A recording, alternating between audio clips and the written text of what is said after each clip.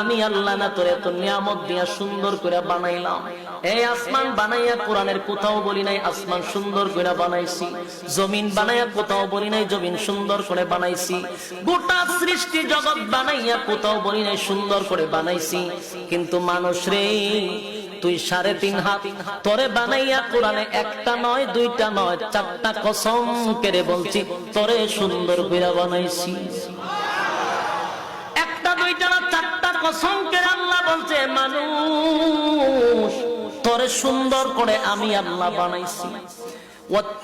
তিন ফলের কসম, জাইতুন ফলের কসম, তুর সিনিনা সিনাই পর্বতের কসম, ওয়াহাজাল বালাদিল আমিন পবিত্র মক্কা নগরীর কসম।